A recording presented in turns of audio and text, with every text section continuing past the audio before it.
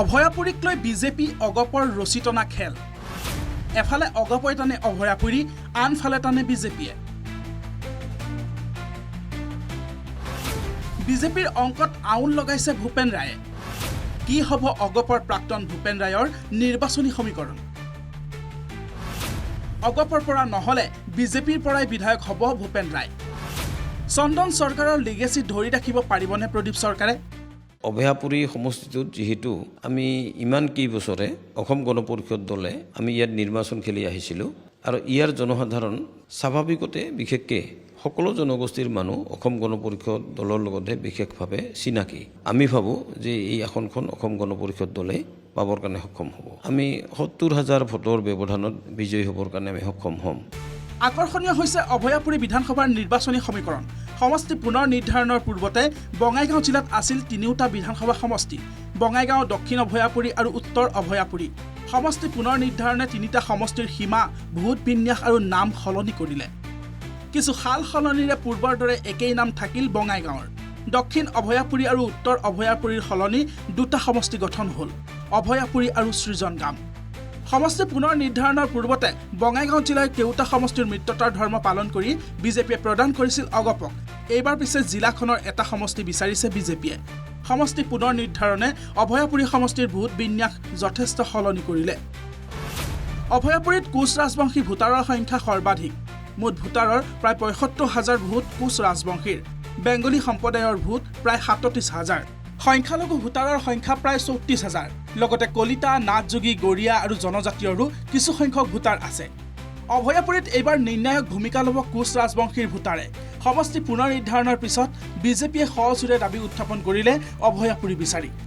আনহাতে সমষ্টিটোত অগপৰ জ্যেষ্ঠ নেতা তথা ৪বাৰকৈ বিধায়ক হোৱা ভূপেন ৰায়ে কোনোপধ্যেই এৰিব বিচৰা নাই পচন্দৰ সমষ্টিটো। যিকোনো পৰিস্থিতিৰ বিনিময়ত নিৰ্বাচনত প্ৰতিদ্বন্দ্বিতা কৰিবলৈ সাজু ভূপেন ৰায়। অগপই অভয়াপুৰী অধীন কৰিব নোৱাৰিলে বিজেপিমুখী হ'ব নেকি ভূপেন ৰায়?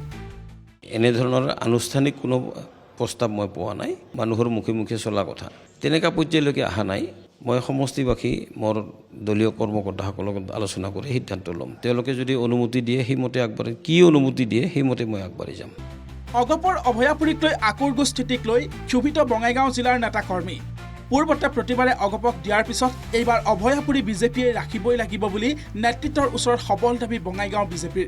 অৱশ্যে মুখ্যমন্ত্ৰী ডক্টৰ হিমন্ত বিশ্ব শৰ্মাই অভয়াপুৰী বিজেপিৰে হ'ব বুলি কোৱাৰ বাবে যথেষ্ট আত্মবিশ্বাসী, অভয়াপুৰীৰ প্ৰাৰ্থিত্ব প্ৰত্যাশী। অভয়াপুৰী স্ব ইচ্ছাই ত্যাগ কৰিব লাগে অগপই। ভূপেন ৰায়ৰ বিজেপি গমনৰ সমীকৰণৰ চৰ্চাই পিছে ক্ষোভিত কৰিছে বঙাইগাঁৱৰ প্ৰাৰ্থিত্ব প্ৰত্যাশী উজ্জ্বল কান্তি দাসক। যোগদান কৰিলেও ভূপেন ৰায়ক সহায় নকৰে বিজেপিৰ তৃণমূল কৰ্মীয়ে।